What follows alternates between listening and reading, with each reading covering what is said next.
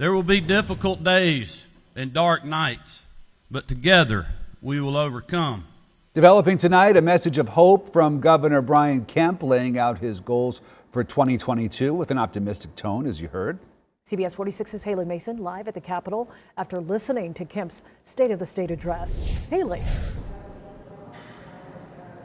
Sean, Governor Kemp is trying to make good on some campaign promises through his amendments to the state budget. He says after a historic budget surplus, he's looking to make major funding increases. Democrats, though, say that money does not reach enough Georgians.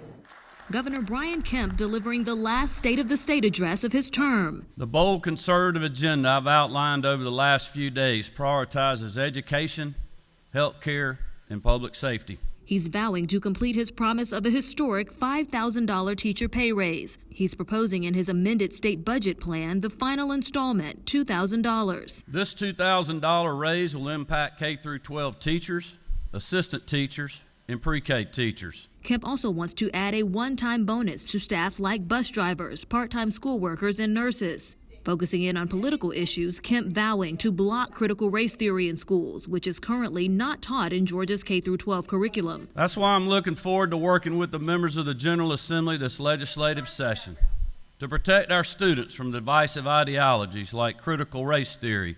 I talked to the president of Georgia's Association of Educators. We should have a full, accurate, honest discussion in our classrooms at all times. CRT is not a real issue.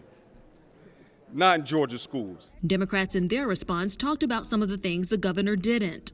I don't think anyone here is surprised that the governor did not discuss voting rights. The Democrats also speaking out against constitutional carry that the governor's promoting. What's the benefit of making it more easier for people to carry concealed weapons, aside from allowing Kemp to score political points with the far-right voters he's hoping that will stick with him in this primary?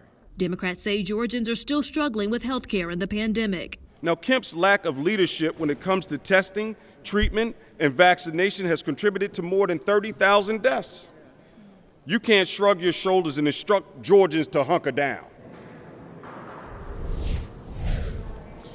Democrats say that's because a lot of Georgians do not have health care to fight the pandemic with. Governor Kemp, however, is saying that the state's economy is strong because he did not shut down the state as the pandemic surged. He says that with that money, he wants to add pay to law enforcement as well as state employees. Democrats, though, saying they want him to increase the minimum wage to $15 an hour. Reporting live inside the state capitol, Haley Mason, CBS 46 News.